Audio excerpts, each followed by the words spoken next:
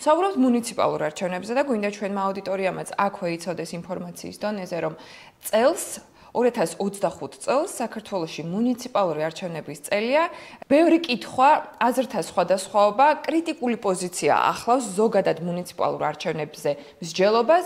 ამ ყველაფერზე ჩვენ დღეს ვილაპარაკებთ პაატა ზაქარიაშვილთან, კონფლიქტოლოგი პირველ რიგში, რომელიც ეს სტატუსი გაქვთ თქვენ დღემდე, თუმცა ჩვენმა აუდიტორიამ იცის, რომ თქვენ წლების განმავლობაში შერიგების და სამოქალაქო თანასწორობის საკითხებში სახელმწიფო მინისტრი იყავით და ბატონი გია ნოდია დაგვეხმარება, ასევე დავინახოთ ერთგვარად განსხვავებული კუთხიდან ამ თემაზე არსებული მოსაზრებები.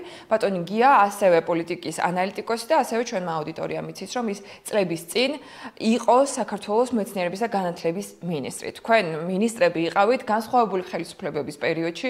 ესეც მნიშვნელოვანია ჩვენი აუდიტორიისთვის, ალბათ იმისთვის, რომ სხვადასხვა რაკურსებით და სხვადასხვა პოლიტიკური წარსულიდან დავინახოთ დღეს მიმდინარე მოვლენები და გავაანალიზოთ. პირველ რიგში გვინდა გავიგოთ და ვიცით ერთგვარად თქვენი პოზიცია ბატონ პაატა, რომ თქვენ ემხრობით მუნიციპალურ არჩევნებში მონაწილეობას და ბატონ გიას ასე კაფიოდ გამოსახული პოზიცია არ აქვს, ვემხრობით თუ არ ვემხრობით, თუმცა ძალიან საინტერესო მოსაზრებები და შეხედულებები გაგაჩნიათ. რატომ უნდა მიიღოს მონაწილეობა ოპოზიციურმა პარტიებმა მუნიციპალურ არჩევნებში? ეს იქნება პირველი შეკითხვა. მოგესალმებით, ვიუსალმებით ჩვენს მაყურებელს, განსაკუთრებულად მივესალმებით ჩემს მეგობარს გიას. ჩვენ მიხვდებით იმისა, რომ სხვა თავრობებში ვიყავით, მაინც უფრო ერთი საერთო ისტორია გვაქვს, მე ასე ვიტყოდი, სამოქალაქო საზოგადოების ჩამოყალიბების პერიოდში და ჩვენ პატევია მასთან ერთად და ამცეთ მნიშვნელოვან საჯერბო საკითხებს საუბრისას. რაც შეეხება არჩევნებში მონაწილეობას, არჩევნები მოდის, კონსტიტუციით დადგენილია. არსებობს რაღაც გარკვეული მცდელობები მოხდეს რაღაც დისკრედიტაცია არჩევნების ფენომენისა, ის არავის არ მოუგონია, არ არის ვალდამდელი, არ არის ახალი ეს ადგილობრივი არჩევნები კონსტიტუციით გასაზრულია, არავის არ შემოუგდია, არავის არ დაუგეგმავს. თავისით მოდის, კალენდრით მოდის, ასეთი არჩევნები საქართველოს ტარდება რეგულარულად. ყოველ 4 წელიწადში ერთხელ საპარლამენტო, ადგილობრივი, ადრე საპრეზიდენტო იყო და აღარ არის საპრეზიდენტო და ყველა დემოკრატიულ ქვეყანაში, ახლა ჩვენ ახავთ ამერიკაში, ახლა ხალხს ჩატარდა თითქოს საპრეზიდენტო არჩევნები და ამავე დროს პარალელურად კონგრესის არჩევნები სხვადასხვა პალატებში, მაგრამ სულ რაღაც წელიწადნახევარში ახალი შემდეგი არჩევნები იქნება. ანუ დემოკრატიულ სახელმწიფოებში რათა შეამოწმონ პულსი საზოგადოებაში თუ რა ხდება, რენტგენის სურათი გადაუღონ, არჩევნების დღეს რენტგენის სურათის გადაღება ხდება დემოკრატიულ სახელმწიფოებში, თქო და ხას უსვამს დემოკრატიულს. ანუ რაც უფრო გაშლილია არჩევნების რაოდენობა კალენდარში, მით უფრო ჯანმრთელია, ჯანსაღია საზოგადოება. ამიტომ ისა დაგეგმილია არჩევნები, ყოველთვის პირველ რიგში, პირველი რეაქცია უნდა იყოს მე მონაწილეობ არჩევნებში. მერე შეიძლება იყოს პროცესიდან გამომდინარე ხელისუფლება როგორ იქცევა, ეჭვი შეიტანო მონაწილეობაში და არჩევნების წინ თქვა რომ არ მონაწილეობ. იმიტომ მიზეზი და დაალაგო არგუმენტები და თავისთავად მიუღებელი არაფერი არ არის რომ ვინღაც არ მონაწილეობს არჩევნებში. მაგრამ პირველი რეაქცია უარყოფითი, ჩემთვის როგორც თქვა ასე ადამიანისთვის, რომელიც პოლიტიკას სწავლობ, არის გამოუგნებელი, იმიტომ რომ როგორ ამბობ უარს კონსტიტუციით დადგენილ სახელმწიფოს ცხოვრებაზე და პლუს შენს ახლა ვალდებულებად არ მიმაჩნია მოქალაქის ვალდებულებად არჩევნებში მონაწილეობა, მაგრამ ჩვენთან ქვეყანაში სადაც მართლაც ასეთი მძაფრად და ვითარება ხალხი ქუჩაშია, უკმაყოფილოა, უამრავი რამე ხდება ჩვენ გარშემო, ამ დროს ღმერთი კონსტიტუცია გაძლევდეს ინსტრუმენტს, რომ რაღაც ცვლილებები შეიტანო, ან ვერ შეიტანო, რაღაც შანსები გეძლევა, რომელიც შეიძლება გამოიყენო ან ვერ გამოიყენო და ამაზე აპრიორი წინასწარ თქვა უარი და ხელისუფლებას გადაულოცო უმტკივნეულოდ გაიმყარო ძალაუფლება, ეს ჩემთვის გაუგებარია. ამიტომ პირველი ყველაზე მარტივი, ყველაზე ზედაპირული არის, უნდა მივიღოთ მონაწილეობა და მე უნდა დავიწყო საუბარი, რას მოგცემს და შეიძლება აღმოჩნდეს ჩიქში შევედით ისე რომ მე თვითონ თქვა რომ არა ხარ ასეთ არჩევნებში მონაწილეობას აზრი არ აქვს, მაგრამ პირველად რა თქმა უნდა ეს არის კონსტიტუციით დადგენილი, თანაც კრიზისის შემდგომი პერიოდი 28 ოქტომბრის არჩევნები ცალსახად მკაფიოდ გაყალბებულია, манипуლირებულია, აშკარად ჩანს უამრავი ნიშნები, რომ ეს манипуლირებადი იყო და სხვა შედეგი დადგებოდა, რომ ყოფილიყო სამართლიანი არჩევნები და დღეს გვექნებოდა საკმაოდ დემოკრატიული და კარგი პარლამენტი და აი ამ ფონზე წლის თავზე ზუსტად არის ახალი არჩევნებისაც შეიძლება შეამოწმო, გაითვალისწინო მოწინააღმდეგის ამ შემთხვევაში ხელისუფლების შეცდომები, შენი შეცდომები და უფრო მომზადებული მიხვიდე აი ასა სერიოზულ არჩევნებზე. ძალიან ბევრი მნიშვნელოვანი ერთგვარი დათქმა იყო თქვენს პასუხში. ის რომ დემოკრატიული სახელმწიფოს და დემოკრატიული საზოგადოებისთვის არის ეს ერთგვარი მზომელი იმ პოლიტიკური გემოვნების და ამას აუცილებლად დაუბრუნდებით, იმიტომ რომ თქვენ რომ ახლა კაფიო ოპონენტი ყოლოდათ სტუდიაში, ის აუცილებლად გეტყოდათ რომ საქართველოს დღეისათვის ბევრი აქტორისთვის უკვე აღარ მოიაზრება დემოკრატიულ სახელმწიფოდ, შესაბამისად აქვე თქვენ ასევე ახსენეთ, რომ 2024 წლის არჩევნები იყო გაყალბებული, რაც ასევე ოპონირების შემთხვევაში გამოიწვევდა კონტრშეკითხვას. თუ კი 2024 წელს სისტემამ გააყალბა არჩევნები ისე, რომ დღეს გვაქვს უმეტესისთვის ალბათ ერთპარტიული პარლამენტი, მაშინ რატომ ვერ გააყალბებს ის 2025 წლის მუნიციპალურ არჩევნებს? ამაზე აუცილებლად ვილაპარაკებთ, მაგრამ მანამდე ბატონ გიასაც მინდა დავუთმოთ, შესაძლებლობა მივცეთ უპასუხოს იმ პირველ საბაზისო შეკითხვას, უნდა მიიღოს თუ არა ოპოზიციამ თვითმმართველობის მუნიციპალურ არჩევნებში საქართველოში დღეისათვის არსებული კონტექსტის გათვალისწინებით. ხო, მე არა მაქვს ამაზე ცალსახა პასუხი, პოლიტიკური კლასი და მთლიანად, პროდემოკრატიული საზოგადოება, ასე ვთქვათ, გავარ დილემის წინაშე, როდესაც ერთი გადაწყვეტილება ცუდია და მეორეც. ცხადია, რომ მათ ახლავე თქვან ცალსახად, რომ არ ვიღებ ყველამ ერთხმად, რომ არ ვიღებ მონაწილეობას არჩევნებში, ბუნებრივი კითხვა მოდის, აბა რას აკეთებთ, ხო? ამ ქუჩის პროცესებში ვხედავთ, რომ ოპოზიციას დიდი როლი არ აქვს, თუ არჩევნებშიც არ იღებს მონაწილეობას, აბა ოპოზიციის ადგილი რა არის საერთოდ? რისთვის არსებობენ ოპოზიციური პარტიები? ეს მათთვის ძიმე კითხვაა. მაგრამ მეორე მხრივ, თუ იტყვიან, რომ მონაწილეობთ არჩევნებში, მაშინ მთელი, ასე ვთქვათ, მათი ქმედება და ასე ვთქვათ, რიტორიკა არჩევნების შემდეგ და ბოლო თვეებშიც ასევე რაღაც ეჭვის ქვეშ დგება და წინააღმდეგობაში აღმოჩნდებიან ამ პროცესებთან, რაც პატამ თქვა, რომ ეს კრიზისი იყო თითქოს არჩევნების შემდეგ, რაღაც წარსულ დროში მოიხსენია კრიზისი. არა, კრიზისი მიმდინარეობს, ხო? ჩვენ ვართ ამ კრიზისის ვითარებაში, არ ვიცით ის როგორ დამთავრდება, გასაგებია შეგვიძლია თქვა რა არის უფრო მოსალოდნელი ან ნაკლებად მოსალოდნელი, მაგრამ მიმდინარეობს რაღაც ბრძოლა. ყოველ შემთხვევაში საზოგადოების რაღაც ნაწილი არის იმედიანად, რომ შეიძლება ამ ქუჩაში ბრძოლით რაღაცას მიაღწიოს და გასაგებია, რომ მთავარი არგუმენტი ალბათ იმის წინააღმდეგ, რომ დღესვე თქვას ოპოზიცია რომ არჩევნებში ვიღებთ მონაწილეობას, ნიშნავს, რომ წყვეტთ ქუჩის პროტესტებს, რომ ამაზე უნდა ავიღოთ ხელი, იმიტომ რომ სხვა შემთხვევაში აბსოლუტურად ალოგიკური გამოდის მათი ქმედება. ბატონ გია, ბოდიში რომ გაწყვეტინებთ, უბრალოდ აუდიტორიისთვისაც პერიოდულად რომ შევაჯამოთ, თქვენ ახლა ძალიან მნიშვნელოვანი რამ თქვით. მუნიციპალურ არჩევნებში მონაწილეობაზე თანხმობა ოპოზიციის მხრიდან ავტომატურად ნიშნავს იმას, რომ ქუჩაში საზოგადოების პროტესტი უნდა შეწყდა ეს. ხო, ფაქტობრივად ცხადია, რომ შეიძლება თქვა, რომ ეს რაღაც არისტოტელეს ლოგიკით ან თანამედროვე მათემატიკური ლოგიკით ასე არ არის, მაგრამ ფაქტობრივად ყველა ასე აღიქვამს. თუმცა იმ ფონზე, როდესაც ჩვენ ხედავთ, რომ ოპოზიციური პარტიების მონაწილეობა ამ საპროტესტო გამოსვლებში არის მინიმალური, თითქმის შეუმჩნეველი და ეს გამოსვლები და საპროტესტო მოთხოვნები, რაც არსებობს, არის აბსოლუტურად საზოგადოების და ახალგაზრდობის ხელში, რატომ ნიშნავს ერთი მეორეს, როდესაც სხვადასხვა ჯგუფი გვევლინება აქტორად და არჩევნების მონაწილე არ არის მხოლოდ პარტიები, არჩევნების მონაწილე არის საზოგადოებაც, პარტიებიც და საზოგადოებაც და მე როგორც საზოგადოების წევრი, თუ მე ვთვლი, რომ ასე ვთქვათ,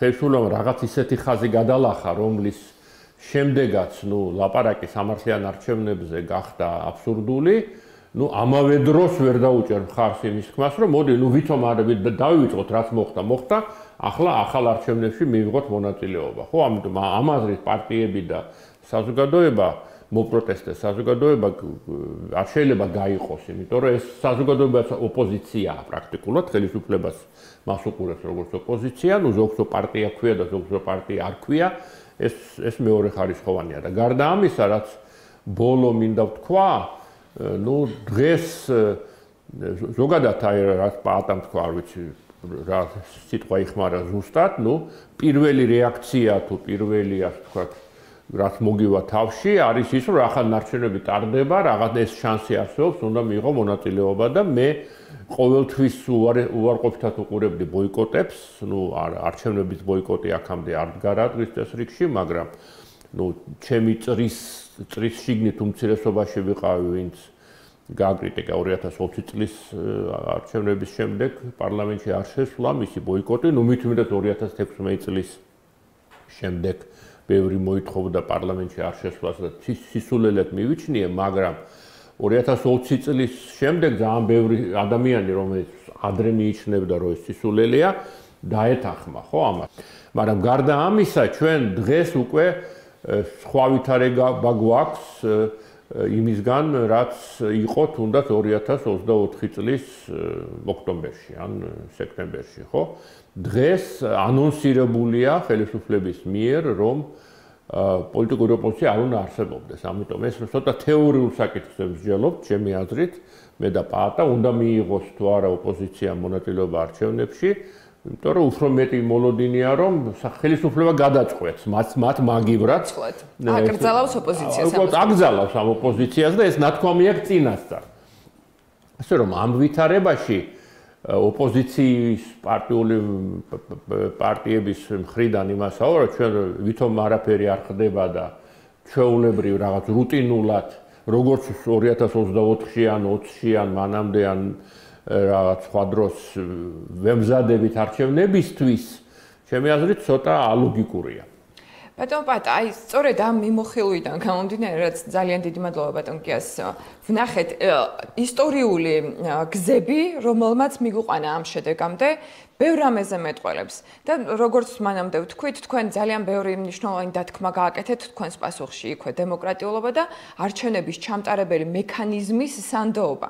აი ამ ყველაფრის გათვალისწინებით, მით უფრო როდესაც ვხედავთ, რომ ქართული ოცნება პრინციპში არ ჩერდება. მაშინ, როდესაც ოპოზიციის სპექტრში ჩვენ ვერც მოქმედებას ვხედავთ და ვერც ერთიან პოზიციას, ვხედავთ, რომ ქართული ოცნება მოქმედებს და ცოტა ხნის წინ კახაკალაძის განცხადებაც ვნახეთ, რომელშიც ის ამბობს, რომ ქართული ოცნება თვითმმართველობის არჩევნებში გაიმარჯვებს. ანუ ისინი მუშაობენ, ქმნიან ახალ სამინისტროს, საკადრო პოლიტიკას ატარებენ და ცვლიან მნიშვნელოვან ფიგურებს, პოლიტიკურ ფიგურებს და თან ამბობენ, რომ ჩვენ ამ არჩევნებში გავიმარჯვებთ. ამ ყველაფრის გათვალისწინებით მაინც ფიქრობთ თუ არა, რომ მნიშვნელოვანია თვითმმართველობის არჩევნების თვის მომზადება და ამაზე პოლიტიკურ სპექტრში, ოპოზიციურში ძირითადად იცით თუ არა რა ტიპის დისკუსიები მიმდინარეობს. ხო, რა თქმა უნდა, უკვე საკმაოდ ცოტა თითქმის გაიყო დრო წინა არჩევნებსა და შემდეგ არჩევნებს შორის. პრაქტიკულად 5-6 თვე არის გვაშორებს ორივე არჩევნებს. და ნუ დრო მიდის და არანაირად არ ჩანს, რომ ქართული ოცნება აპირებს დანიშნოს ახალი არჩევნები საპარლამენტო. მე თვითონ ხოლმე დანიშნოს, მე მომხრე ვარ და პრინციპულად და კატეგორიულად მომხრე ვარ. მაგრამ მათი სხეულის მოქმედებით, განცხადებებით, ცინიზმით, უტიფრობით, სარკაზმით ყველაფერი ჩანს, რომ ისინი მშვიდად არიან და არ ელოდებიან, არ აპირებენ. რაღაც შეიძლება მოხდეს, შეიძლება მართლა სერიოზული სანქციები დაეკისროს ივანიშვილს უშუალოდ მის ოჯახს და კაცი გამოვიდეს მდგომარეობიდან და უბრძანოს, უკარნახოს თავის გუნდს, რომ არ იქან და ეხლა მე მოიფიქრეთ, ალბათ ყველაზე კაი ვარიანტია გადაუგდოთ ამათ ეს სახრავი, რა ქვია, ახალი არჩევნები საპარლამენტო. შეიძლება. მაგრამ ჯერ არ ჩანს. მაგრამ ჩანს რომ იქნება ნამდვილად ადგილობრივი არჩევნები. ამიტომ რაც გვაქვს, იმას უნდა ზემოთ პროვი ძალიან ცნობილი ესეთი სახე აქვს, რომ როცა ხამე აღმოაჩენ რომ შენი სადარბაზოს გასაღები დაკარგული გაქვს, შენ გასაღებს ეძებ არა იქ, სადაც შეგელო და გეკარგა. არბასაც განათებული ადგილია, მიდიხარ, სადაც განათებული ადგილია ქუჩაში, იქ დგები და იქნება აქ მაინც იყოს ჩემი გასაღები, თუმცა ის არ იქნება. როცა ჩვენ ასე სიბნელეში ვართ, ერთადერთი სინათლე არის ადგილობრივი არჩევნები დღეს. მე 3 წელი არჩევნები არ იქნება. კალენდრით. ღმერთმა კრავს რომ ამის მივაქციოთ, მაგრამ კალენდრით არ იქნება. შესაბამისად, აი ამ სინათლეს ხელიდან გაშვება არ შეიძლება. და ამიტომ აქედან გამომდინარე, როცა ლაპარაკობენ რომ გაყალბდება, ახალი არჩევნები არ გაყალბდება. საპარლამენტო, რომელსაც ის არჩევნები, რომელიც შესაძლოა დაინიშნოს, არსებობს იქაც რისკი, თქვენი თქმით, რომ იქაც თუ კი იგივე ადმინისტრაცია ჩაატარებს. რატო რისკი? ამ შემთხვევაში ჩემთვის შემოდის ადგილობრივი არჩევნების უპირატესობა. თუ ადგილობრივი არჩევნები ჩვენ ფრონტს შლით და სხვადასხვა ადგილებში უპირისპირდებით. ჩვენ გვაქვს მაგარი შანსები საზოგადოებას, რომ სხვადასხვა ქალაქებში მოვიგოთ ან შანსები გვაქვს მოვიგოთ. ეს არის თბილისი, მთელი ქუთაისი, ბათუმი, ზუგდიდი, რუსთავი, აქ ყველგან არის სერიოზული მუხტი პროტესტისა. სხვა ქალაქებში სამწუხაროდ ნაკლები, მაგრამ უკვე რაც ჩამოთვალე საკმარისია. ამ ქალაქებიდან 2-3 მაინც რომ მოვიგოთ. მაშინ როცა საპარლამენტო არჩევნებში ერთი ობიექტია, პარლამენტია. ამიტომ ხელისუფლების ავტორიტარული ხელისუფლების მთელი რესურსი პარლამენტზეა მოგებული. სიების გადანაწილება, ვისად იქნება, როგორ იქნება კომისიები, კომიტეტები, საბჭოები, უამრავი რაღაცეები და ყველა მობილიზებულია ერთ ორგანოს არჩევაზე. ჩვენ 5-6 ორგანო გვაქვს. ჩვენ გადავანაწილოთ სადღაც რომელიღაც პარტია უფრო ძლიერია სამეგრელოში, სხვა იმერეთში, ზოგი კახეთში და ასე შემდეგ. და მოდი მივცეთ საშუალება დავეხმაროთ ერთმანეთს. ანუ ჩვენი ძალების მეტი გამოსა შეიძლება. კი აბსოლუტურად დარწმუნებული დამეთანხმება, რომ იგივე დასავლეთში და დემოკრატიის თეორიაში ადგილობრივი არჩევნები უფრო დემოკრატიული ინსტიტუტია ვიდრე საპარლამენტო. საპარლამენტო პოლიტიკურია და ხშირად პარლამენტში ჩვენ ვდებთ პოლიტიკურ თემებს, რომელიც საგარეო იგულისხმება და ისეთი ნიუანსები, რაც რაღაცებს შეიძლება თვალი დახუჭა პოლიტიკაში მოსულა, როცა გეოპოლიტიკური გამოწვევები გაქვს უკრაინა, რუსეთი, რაღაცები, პარლამენტი უფრო მობილიზებულია პოლიტიკაზე. ადგილობრივი არჩევნები წმინდა წყლის დემოკრატია. ყოველი გლეხი, ადგილობრივი მოქალაქე მას ზუსტად იცის ბიუჯეტი როგორ იხარჯება, როგორ უნდა იხარჯებოდეს, გზა ჭირდება თუ წყალი ჭირდება თუ კანალიზაცია თუ არხი და ასე შემდეგ. ხალხი ჩართული ყავს დემოკრატიაში. უნიკალური შანსი გაქვს ეს სკოლა გაიარო ადგილობრივ და ხელახლა დაუბრუნდეს შემდეგ საპარლამენტო არჩევნებს. მაგრამ რაშიც მინდა ახლა შევეკამათო დავინახო რომ არნიშნავს რა თქმა უნდა არ გამორიცხავს რომ აქციები შესუსტეს ბაკიმიდოთ არჩევნებზე მაგრამ მეორე ხრო რატო არ გამორიცხავ რატო გამყარდეს მე მიმაჩნია რომ ჩემი იდეა და არაერთხელ შევთავაზე რომ ჩვენ დღეს მოვიტყოთ ორ რამეს საპარლამენტო არჩევნები პლუს პოლიტპატიმრების განთავისუფლება მოდით ხალხო თუ მივდივართ თეორიულად წარმოვიდგინოთ მივდივართ ჩვენ ადგილობრივ არჩევნებზე ანუ ჯერ ვარი არ გითხოვს და წარმოვიდგინოთ ესეთ იდეალურ ვითარება ჯერ არ გითქვა შეიძლება უთხრა თქვათ რომ თუ არ ანთავისუფლებ პატიმრებს და თუ არ ატარებ სამართლიან არჩევნებს მე არ მივიღებ მონაწილეობას ადგილობრივ არჩევნებში ეს თემა წინასა კი არ დავაყენო ბოლოში დავაყენო რათა გამოვგლიჯო ამ ავტორიტარულ მმართველობას პატიმრების სულ ცოტა და მეწნაკლება შევამსუბუქო და გავაკეთილშობილო ესა ქვია საარჩევნო ადმინისტრაცია რათა უკეთესი პირობები იყო იმიტომ რომ თვითონ ხო მამონათებს მე ხელისუფლება საზოგადოებას რომ ესენა მაინც მიიღებენ მონაწილეობა დაგვრჩინა რა თუ არ მივიღოთ მონაწილეობა მე მაინც გონია რომ მათ არ უნდათ რომ მივიღოთ მონაწილეობა ჩემი აზრია მაგრამ ჩვენ პირობა დაუყეროთ პირველ რიგში ჩემთვის მაინც პატიმრების მნიშვნელოვანია მათი ყოფნა აბსოლუტურ უსამართლოდ ამ საპრობილეში პრინციპულია ამიტომ რატო არ შეიძლება ეს თემა საპარლამენტო არჩევნებს კი არ ჩავაბათ რომელიც ან იქნება და ან არა ჩავაბათ ადგილობრივ არჩევნებს რომელიც იქნება და თუ მაინც არ მივდივართ არჩევნებში აქ დავუყუროთ პირობა იქნებ მართლა ანთავისუფლებს ეს ხალხი პატიმრებს და უკვე კარგი შანსი გაქვს სულ ცოტა რაღაცა მაინც მოიგო და ნუ თუ პატიმრების განთავისუფლებისთვის არ ღირს წასვლა არჩევნებზე მე მგონი ღირს ანუ უამრავი პლუსები აქვს ადგილობრივს და საკმაოდ დიდი მინუსები აქვს ასე ველოდოთ ესე ზღვისპირას ამინც ახალი საპარლამენტო არჩევნების ფონზე და ეს უკვე იქნება საბაბი აქციების გაგრძელებისა რომ მოვითხოვოთ პატიმრების განთავისუფლებას ძალიან დიდი მადლობა თქვენი საუბრის პარალელურად ხედავდი რომ ბატონ გიას ქონდა რეაქციები რამდენიმე თქვენს შეფასებასთან და შესაძლო სცენებთან დაკავშირებით და ძალიან მინდა მასაც მოვუსმინოთ უბრალოდ მანამდე მინდა მოკლე კომენტარი გავაკეთო საბა ბრაჭველი არის ერთ-ერთი ძალიან მნიშვნელოვანი იდეების და შეფასებების გამავრცელებელი ბოლო პერიოდში სოციალურ ქსელში სამხალხო საზოგადოების ფონდს წარმოადგენს და ჩვენ გვქონდა მცდელობა ისიც მოგვეწია სტუდიაში თუმცა უარი გვითხრა მაგრამ მის პოსტში რომელიც მუნიციპალურ არჩევნებს შეეხებოდა ის ამბობდა შემდეგ რამეს რომ მუნიციპალურ არჩევნებზე ფიქრი ახლა როცა ისიც კი არავინ იცის შეძლებს თუ არა ოპოზიცია მასში მონაწილეობას სხვა პროცესებისთვის დროისა და რესურსების მოკლება პრინციპში რასაც თქვენც ამბობთ ბატონ გია თქვა რომ რასაც პაატა ლაპარაკობდა იყო მართალი შარშან მაგრამ ჩვენ შარშან აღარ ვართ ახლა პრინციპულად სხვა ვითარებაში ვართ მაგრამ ორ კონკრეტულ რამეში მინდა არ დავეთანხმო ერთი რომ მან გააკეთა ასეთი შეფასება რომ რაღაც პროექტში ვართ და ერთადერთი სინათლე არის მუნიციპალური არჩევნების რაღაც მოახლოება მე მგონი შეიძლება სიბნელეში ვართ, მაგრამ მთავარი სინათლე არ არის მუნიციპალური არჩევნები, მთავარი სინათლე არის, ასე ვთქვათ, ქართული საზოგადოების დიდი ნაწილის, ასე ვთქვათ, ძალიან ჯიუტი, ვთქვათ, მტკიცე პროტესტი და, ასე ვთქვათ, შეუგუებლობა რეალობასთან, რომ ის განწყობა, რომელიც არსებობს იმ ადამიანებში, ვინც დღეს ქუჩაშია, არის ის, რომ, ან ჩვენ მივდივართ ბელარუსის გზაზე, ბელარუსი არის უფრო ხშირად მოხსენიებული, ასე ვთქვათ, მაგალითი და არა ვთქვათ აზერბაიჯანი, ან რაღაც, მაგრამ არა აქვს მაგას მნიშვნელობა, ან ვაგრძელებთ ბრძოლას და ეს არის ნათელი წერტილი, ეს არის მუნიციპალურ არჩევნებზე არა ვარ გაწოდებული, რომ ის ხო.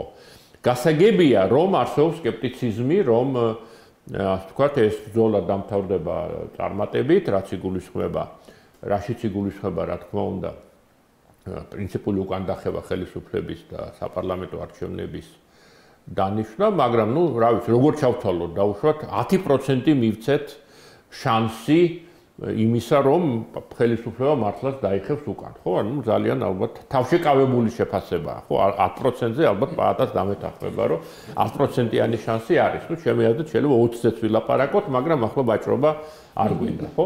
ეს 10%-იანი შანსი გაცილებით უფრო დიდი შანსია, ვიდრე მუნიციპალურ არჩევნებში რაიმეს მიღწევის. და ასე რომ, მინდა მათემატიკურად თუ არითმეტიკულად ეს სტრატეგია, ამ სტრატეგიის გაგრძელება მაინც უფრო მნიშვნელოვანია. და გარდა ამისა, კიდევ ერთ კონკრეტულ დებულებას, რასაც არ დავეთანხმები, არის ის, რომ თითქოს, რა განსხვავებაა ხელისუფლება თუ დათანხმდა საპარლამენტო არჩევნებს, იქაც იგივე ლოგიკაა, რომ იმასაც ხო გააყალბებს, ამასაც გააყალბებს, რა მნიშვნელობა აქვს. ხო და ჩემი აზრით, არსებითად რადიკალური განსხვავებაა, იმიტომ რომ მუნიციპალური არჩევნები ჩატარება და მასში რაღაც ოპოზიციად წოდებული პარტიების მონაწილეობა, ალბათ ეს არის, ასე ვთქვათ, ხელისუფლების მიზანი, რომ რეალური ოპოზიციას არ მიაღებინოს მონაწილეობა, მაგრამ მაინც მრავალპარტიული დაარქვას, იმიტომ რომ რაღაც იქ, ვთქვათ, გირჩი მიიღებს მონაწილეობას ან ვიღაცა. ხო, ეს არის ხელისუფლების სტრატეგიის გაგრძელება, რომ ასე ვთქვათ, ძაღლიყებს ხარავანი მიდის, ვიღაცები აპროტესტებენ, ერთი მუჭა, 500 კაცი, deep state-ის აგენტები და ჩვენ ახლა ვაგრძელებთ ჩვენ საქმეს და მივდივართ, როგორც მივდიოდით.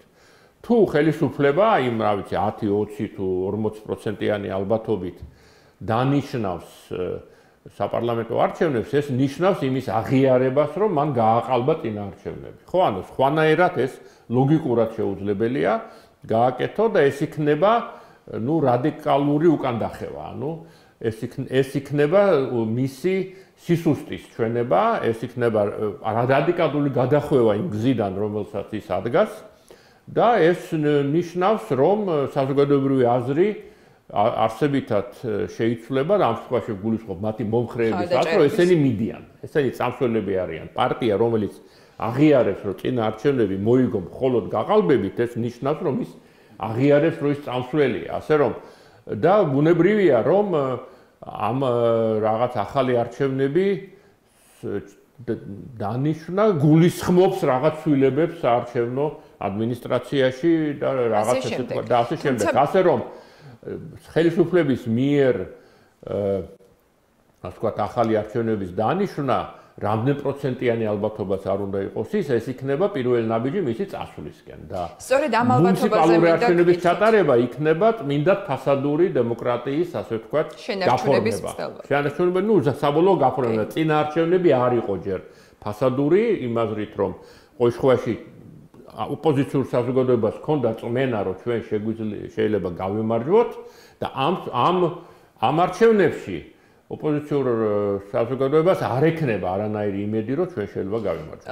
რამდენიმე არც თბილისში, არც ბათუმში და არც არცახში. რამდენიმე რამეს მინდა გავუსვა ხაზი, ისევ იმ გადმოსახედიდან სტუდიაში ის ოპონენტები რომ ყოფილიყვნენ, რომლებსაც რადიკალურად განსხვავებული პოზიცია აქვს თქვენგან.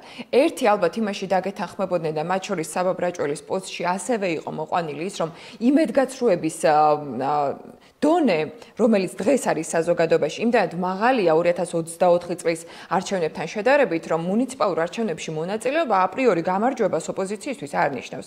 და მეორე არგუმენტი, რაც მას ასევე ჰქონდა მოყვანილი, იმ ქალაქებშიც კი, მაგალითად, რომელიც თქვენ ჩამოთვალეთ, რომ დავუშვათ თეორიულად, რომ გაიმარჯვოს ოპოზიციურმა კანდიდატმა, რისთვისაც პირველ რიგში ალბათ საჭიროა ოპოზიციის შიგნით ერთობა და ერთიან კანდიდატზე შეთანხმება, რასაც ჯერჯერობით რა თქმა უნდა ვერ ხედავთ, მაგრამ ესეც რომ დავუშვათ, არსებობს იმის ალბათობა, როგორც საბას ეწერა, რომ ამ სცენარში ხელისუფლება და მმართველობაში მყოფი ქართული ოცნება გადაწყვეტს, რომ დაუპირისპიროს სხვა მექანიზმები, მაგალითად ბიუჯეტის მიწოდების ფორმები, ან ბიუჯეტის შეწყვეტა და ასე შემდეგ. ანუ თვითონ იმ სცენარშიც კი, რომელშიც ოპოზიცია მონაწილეობს, ერთიანი კანდიდატი ყავს და იმარჯვებს კიდეც, ასევე არსებობს რისკები, სწორედ იქედან გამომდინარე, რომ დღეს შექმნილი წყობა სახელმწიფოს მართვის აღარ არის დემოკრატიული.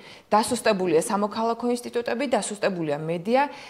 ფაქტობრივად ყოველდღიურ რეჟიმში არის ისეთი კანონებზე მსჯელობა და იღებენ ისეთ კანონებს, რომელიც წყვეტს დაფინანსების წყაროებს მიუკერძოებელ დამოუკიდებელ წყაროებს დამოუკიდებელი ორგანიზმებისთვის, შესაბამისად ასეთ მოწყობაში ის სცენარიც კი, როდესაც თეორიულად იმარჯვებს რომელიმე ოპოზიციური კანდიდატი, ასევე რისკების მატარებელია. რისკები ყველაფერშია. მე მგონი რომ საერთოდ მე ჩემი მოსაზრება ხუმრობითი რომ დაიგრძელოს საქართველოში ზღაპარი 1 კილო ერბო. თორე რომ წინასწარ გვასწავლია რომ რაღაცა შეიძლება იოცნებოდა აგიორთქდეს. არა, უნდა შეხვიდე პროცესში, ეს ერბოზე კი არ უნდა ოცნებობდე, უნდა წახვიდე ბაზარში და გაყიდო და მაშინ აქ ამას აზრი. ამიტომ ყველაფერი შეიძლება მოხდეს, მაგრამ თუ არაფერი არ გააკეთე, არაფერი არ მოხდება. არაფერის კეთებით, არაფერი კეთდება. ამიტომ საჭიროა შესვლა.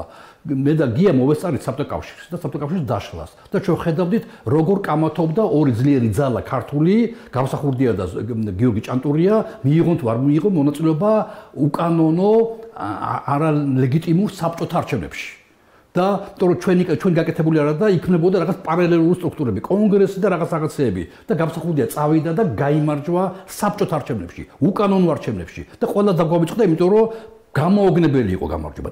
გამოუგნებელი იყო ეს ერთი. და ამიტომ უნდა შეხვიდე აი ამ ტალახში თუ გინდა არსებობს ხასიდების სიბრძნე არის ერთი რომ თუ გინდა ტალახში ჩაგდებული ადამიანი გადაარჩინო უნდა ჩახვიდე, ჩაიხუტო, ამოიღო. ეს შენ გაჭუჭყიანდები იმ ტალახით, მაგრამ შენ ტალახი არის, მისი ტალახია. კეთილმოდი სიბრძნეებით ყულად არ იწერებოდა, რაღაცების გამოხდებოდა. სააკაშვილმა ადგილობრივი არჩევნები მოიგო, ამით დაიწყო. გვავიწყდება თან მე კი არ იყო, საკრებულოს თავმჯდომარე იყო. და ჩვენ საკრებულო გავიმარჯვეთ რა ბიუჯეტზე ლაპარაკი, რა თქმა უნდა, რაღაცებში შეგიშლიან ხელს, მაგრამ ეს კიდე მაწინააღმდეგი მუშაობს. თუ არ გავაკეთე და თუ არ მოვიგეთ საკრებულოს, სადაც ბიუჯეტს არ მომცემენ, ეს უფრო წარმატებული იქნება თუ არ შევედე საკრებულოში და ყველაფერი კარგად იქნება. კარაქებით იქნება ყველაფერი და არაფერი არ მოხდება. ამიტომ მე მიმაჩნია რომ ყველაზე უარეს შემთხვევაში, მე მგონი რომ რამოდენიმე ქალაქში მაინც გავიმარჯვეთ, მაგრამ ყველაფერი რო წავაგოთ, სულ ცოტა გამოვიტანთ ინფორმაციას. ჩვენ არ მიგვეყო სიტყვას მონაწილეობა არჩევნებში საპარლამენტოში. ხო ვერ დავინახავდით რომ ბიულეტენები ჟონავდა. სულ ცოტა ყველამ და თელმა სოფლომ დაინახა რომ არ იყო დაცული ფარულობა არჩევნების. ანუ თუ არ შედიხარ, არ გამოგაქვს ინფორმაცია გაყალბებაზე, მანიპულაციაზე, ისინი ჩაატარებენ ყოველგვარ გაყალბების გარეშე ადგილობრივ არჩევნებს. ეს ძალიან პრინციპულად მნიშვნელოვანია და ძალიან მნიშვნელოვანია ის, როცა ჩვენ ვამბობთ, რომ ქვია, ამით ვაძლიერებთ ხელისუფლებას. პირიქით, ჩვენ ამით ხელისუფლებას ვასუსტებთ, იმიტომ რომ მას მეტი ენერგიის და გამოტანა ჭირდება თავის ხეულიდან, რათა თუ შეიძლება ასე ითქვას, გადაარჩინოს თავის ძალა. ძალიან უჭერს ქართულ ოცნებას.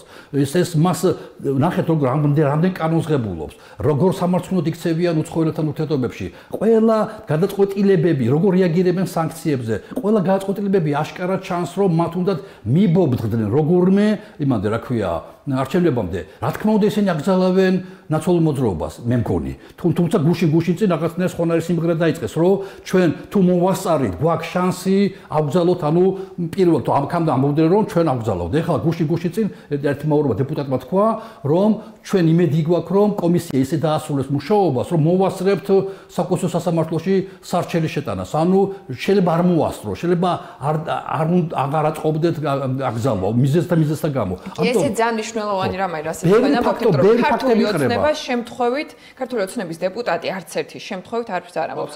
რა თქმა უნდა, ამ ალბათობის გაჩენას აქვს თავისი მიზეზები, რომელზეც მსჯელობაც ასევე დაგეთანხმებით, რომ მნიშვნელოვანია და იქნებ გქონდეს სხვა ეთერშიც კიდევ ამაზე საუბრის საშუალება, მაგრამ ისევ რომ დაუბრუნდეთ, ოპოზიცია ახსენეთ თქვენ ორივემ არაერთგზის და ძალიან საინტერესოა საზოგადოებას თქვენი თვალით დანახული ოპოზიციის ქმედებების ანალიზი შევთავაზოთ. სალომე ზურაბიშვილი არაერთგზის საუბრობს ამაზე, რომ დაინიშნება აუცილებლად, მას აქვს ეს განცდა, ყველა ლოგიკა ამაზე მიუთითებს, თუმცა საინტერესოა თქვენ რა ინდიკატორებს ხედავთ ამ სასურველ სცენარში და მეორე, რას აკეთებს ამ დროს ოპოზიცია? რა პროცესებს ხედავთ თქვენ ოპოზიციურ პოლიტიკურ სპექტრში? ნუ, როდესაც ვამბობთ, რომ ის 10%-იანი თუ 20%-იანი შანსი არსებობს ამ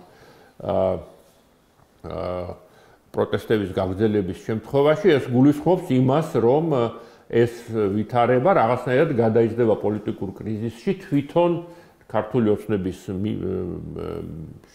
მიმართ, ქართული ოცნების თვალითაც, რომ მათ რაღაც თვით პირადად ბიძინა ივანიშვილი ჩათვლის თუ ვიღაცა ჩათვლის, რომ აი რაღაც ასე აღარ შეიძლება და რაღაცა სხვანაირად უნდა გავაკეთოთ და ნუ ჯობია წასვლა ვიდრე ასე ყოფნა, ხო? მე არ ვამბობ, ისე ვიმეორებ, რომ ეს ამის ალბათობის ხარისხზე არ ვსაუბრობ, მაგრამ ეს არის ფორმულა, ასე ვთქვათ. ამ შემთხვევაში ცხადია, რომ ის ამ ეტაპზე არაპირებს არჩევნების დანიშვნას, თუმცა მე არ ვეთანხმები სულ თავიდან თქვა პაატამ, რომ ის არც ნერვიულობს და რაღაც კომფორტულად ნობს თავს, არა, რა თქმა უნდა, ის არაჩვენებს, რომ არ ნერვიულობს, ჩემი აზრით ძალიანაც ნერვიულობს და ძალიან არაკომფორტულად ნობს თავს, მაგრამ ცხადი არ იმჩნევს, ხო?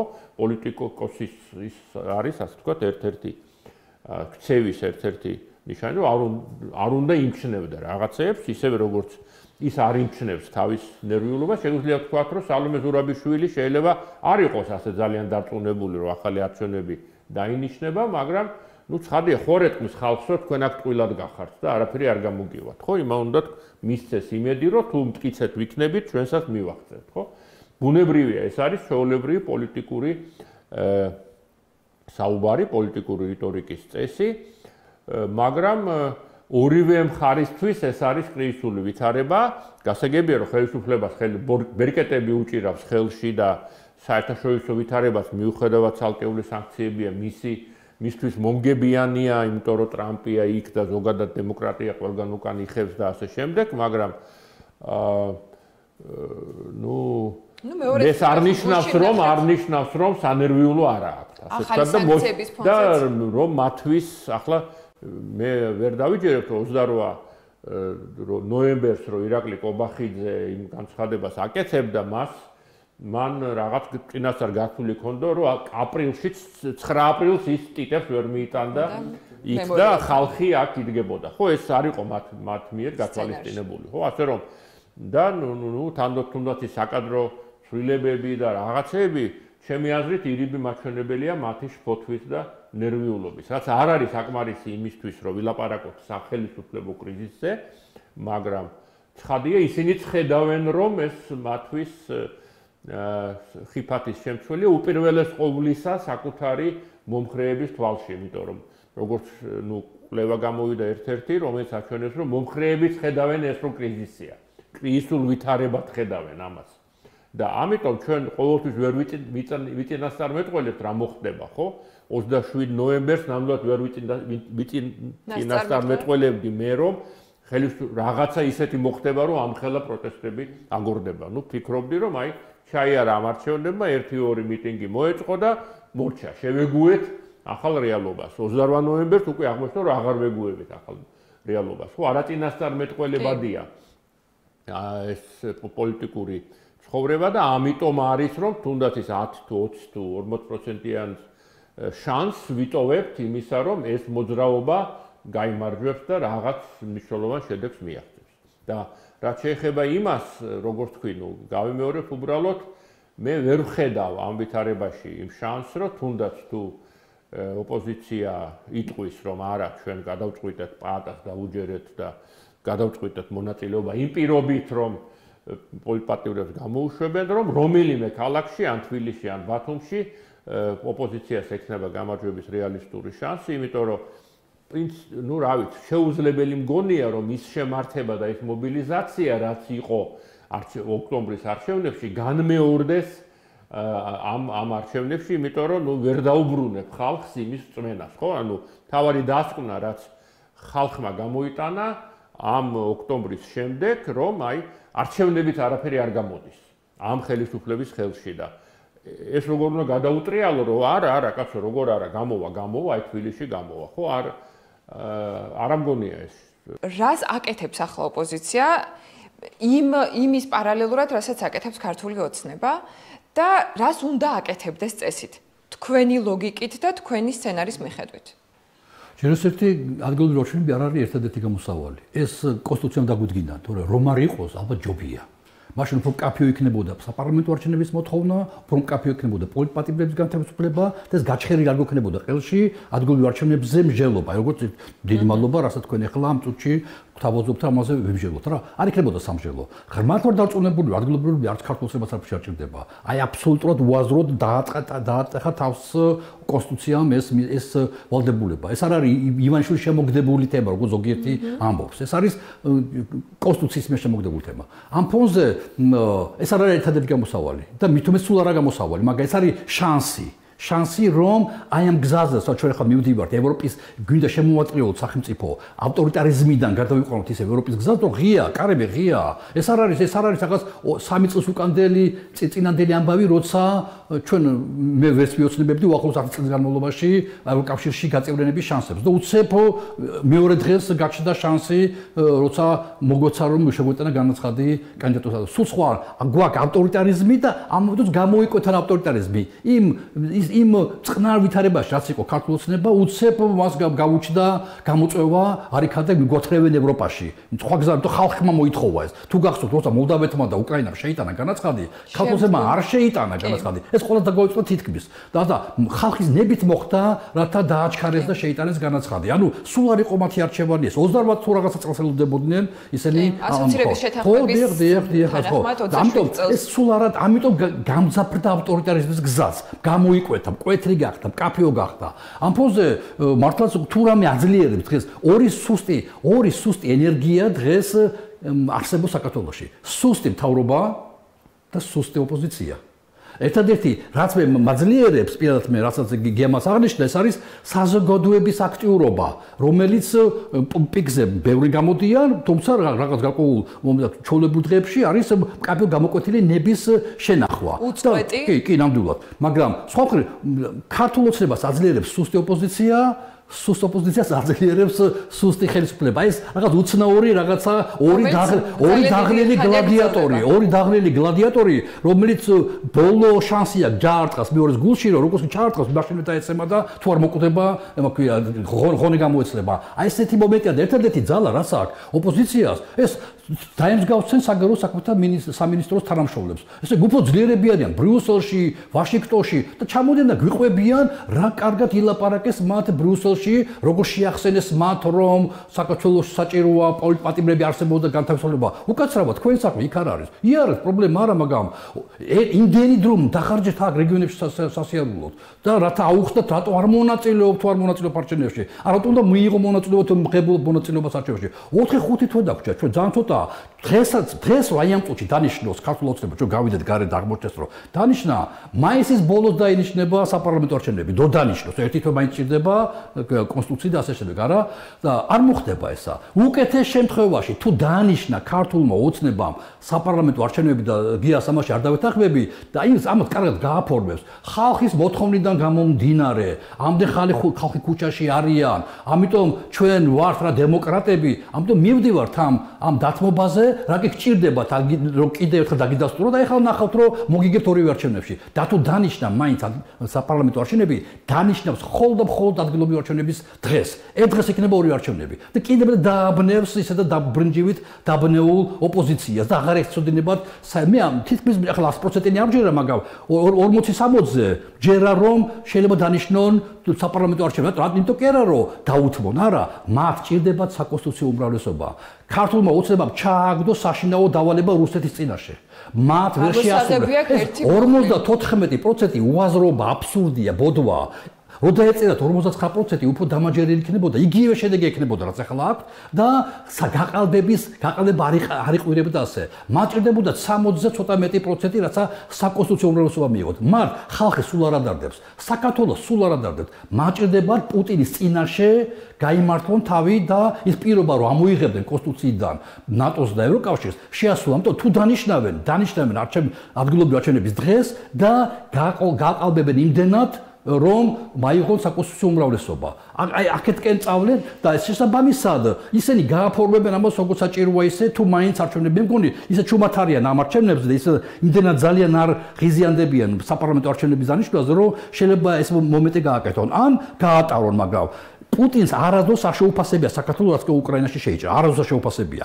ერთადერთი შეაფასა არა არჩევნების დროს, არა რუსული კანონის მიღების დროს, არა იგივე ფარაზე ახლა, ერთადერთხელ შეაფასა და შეაქო ქართველი ერი, როცა ყობახიძე მოარი თქვა ევროკავშირთან დიალოგზე. მხოლოდ მაშინ მათ ჭირდება ძალიან ეს საკონსტიტუციო უმრავლესობა, როცა ივანიშვილი გამოდიოდა, დადიოდა თავისი შუშის ბუტკით თელ საქართველოს მოიარა, არა, ყველგან მხოლოდ ერთ ფრაზას ახსენებდა. ცენტრალური ფრაზა იყო ჩვენ გვჭირდება საკონსტიტუციო უმრავლესობა და როგორც კი არჩევნების დღეს, ღამეს ნახეს შედეგები, მათ არ უზეიმიათ შედეგები. ეს შედეგები არ იყო, რომელიც მათ ჩაეთვლებოდათ როგორც გამარჯვება. ამიტომ ისინი მათ შეიძლება მოინდომონ ისევ საპარლამენტო არჩევნების დანიშნულ ოღონდ სხვა დროს გაამართლებენ ამას დემოკრატიულობით და მაგრამ ამიტომ ჩვენ ამის უნდა ვიყოთ და თუ ჩვენ დავიღალეთ და თქვათ ასე მოვიცილეთ კონცეფცია ადგილობრივ არჩევნებში მონაწილეობაზე და თუ ოპოზიციამ ძირითადად უარი თქვა ამაზე მე უცებ შეიძლება სადღაც მაგალითად აგვისტოში თქვა რომ ჩვენ მივდივართ ჩვენ დავნიშნავ ჯანდაბას თქვენ თავი საპარლამენტო არჩევნებსაც და სული პარალელიზაცია მოხდება ქვეყანაში. ამიტომ ჩვენ უნდა ვიყოთ ამის უზად თუ მაგრამ თუ შენ ემზადები ადგილობრივი არჩევნებისათვის ასეთ კრიტიკულ სიტუაციაში აღმოჩნდები რომ შემზადდა ხარ საპარლამენტო არჩევნებისათვის და პირიქით მოდუნებული იქნება. მე დავდივარ აქციებზე ყოველთვის არა სამწუხაროდ, მაგრამ სულ გვაკლია სალაპარაკოთებები. იქ ადგილზე არა ყოველთვის ლაპარაკობთ, ხალხს რაზე ველაპარაკოთ. როგორც მე ვამბობ, მართლა მე არ მინდა რომ ჩამთვალონ თითქოს აგიტატორი ვარ და მანდა მაინც, მაგრამ ვიდრე ადგილ არჩევნებს არ გავივლით, მანამდე ეს თემა ყოველთვის ამოვარდება გინდა თუ არ გინდა და როგორც კი ჩვენ დავნიშნავთ ჩვენ თავში და ვაღიარებთ რომ ადგილობრივებზე მივდივართ, უცებ გაჩნდება თემები. მე იმდანა ვარ აქვე, გურიდანა ვარ და წავალდა იქ ჩემებს და ველაპარაკებ. მე სამეგრელოში ვმუშაობ, მე ის აქტიური ხალხია. ერთგვარი პროცესის გადატვირთვა და ახალი ენერგიის მობილიზებისთვისაც თქვენი თქმით შეიძლება იყოს გამოყენებული კონსტიტუციით გათვალისწინებული თვითმმართველობის არჩევნები. რადგანაც დრო გვეწურება ბატონკია, ბატონ პაატას ადამიანმა რო უსმინოს, პრინციპში ჩანს ერთგვარი სცენარი, რის მიხედვითაც ის ხედავს შექმნილი კრიზისიდან გამოსავალს. ეს რა თქმა უნდა ცალსახად არ ნიშნავს, რომ ის გაამართლებს ან არ გაამართლებს, მაგრამ შესაძლოა იყოს მოაზრებული ერთ-ერთ სცენარად. როგორი არის თქვენთვის, თქვენ მიერ წარმოდგენილი სცენარი, რომელშიც ჩვენ ის ბეისლაინი, საბაზისო მდგომარეობა ახლა რაც გვაქვს გათვალისწინებული, იმიტომ რომ გადაცემის ჩაწერამდე წინა დღით ჩვენ ნახეთ ბრიტანეთის სანქციები უპრეცედენტო და ბრიტანეთის საელჩომ თვითონვე გაუსვა განცხადებაში, რომ ეს არის პირველი შემთხვევა, როდესაც გენერალური პროკურორის სანქცირება და ძალიან მაღალი დონის საგამოძიებო სამსახურების წარმომადგენლების სანქცირებაზეა. ლაპარაკი სწორედ ამ აქციების დროს ჩადენილი დანაშაულების გამოუძიებლობის გამო. სანქციებზე ირიბად ჩვენ ვისაუბრეთ, თუმცა თქვენ სცენარში თუ გექნებათ შესაძლებლობა ამაზეც რომ გვესაუბროთ, სანქციებს რა როლი შეიძლება ჰქონდეს და რამდენად უნდა ველოდოთ ბიძინა ივანიშვილის და მისი ოჯახის სანქცირებას თვითმმართველობის არჩევნებამდელ პერიოდში ან იმ პოტენციურ არჩევნებამდე მიმყვან მექანიზმად, რომლისთვისაც საზოგადოება უწყვეტად უკვე თითქმის 150 დღეა ქუჩაში დგას. თქვენ რაღაცნაირად ორი თემა გადაგვიწერთ. ცოტა დრო გვაქვს და ვცდილობ რომ შევკუმშო. ხო, მაგრამ სცენარებია რა თქმა უნდა მთავარი, მე ну, ჩემი აზრით არის ორი სცენარი, მე უფრო შეიძლება პესიმისტური ვიყო ამ შემთხვევაში, არის ერთი სცენარი კრიზისის დასრულების, ერთი სცენარი ეს არის ის, რომ ну, რაღაცნაირად შევეგუეთ ვითარებას და ну, თქვით რომ აი წავაგეთ და ეს არის და ეს და ну, ხდებით მართლაც ახლა რამდენად ბელარუსის ბოლომდე ბელარუსი გავხდებით თუ რაღაც მიუახლოვდებით, ეს უკვე კამათის საგანია, მაგრამ კრიზისის დამთავრება, ასე ვთქვათ, სიტყვა კრიზისის დამთავრების ერთი აზრი ეს არის, რაც როგორც ხელისუფლებაც ხედავს კრიზისის დამთავრებას, ეს იქნება კრიზისის დამთავრება, ანუ იმის თქმა რომ აი კრიზისი აღარ არის, არის ჩვეულებრივი ვითარება, ოღონდ სხვა ჩვეულებრივი ვითარება, რომელიც თუნდაც იმისგან განსხვავებული, რაც იყო 2024 წლის სექტემბერში ჯერ კიდევ. სადაც ოპოზიცია პრაქტიკულად აღარ არის, სამოქალაქო საზოგადოებაც პრაქტიკულად განადგურებულია და ნუ დამოუკიდებელი მედიის არსებობაც სუბცირე ეჭვის ქვეშ დგას, ხო? ესეთი ვითარება არ ქონია ჩვენ მთელი დამოუკიდებლობის პერიოდის მანძილზე და ახლა იქმნება ჩვენს თვალწინ და ეს იქნება კრიზისის დამთავრება, ხო?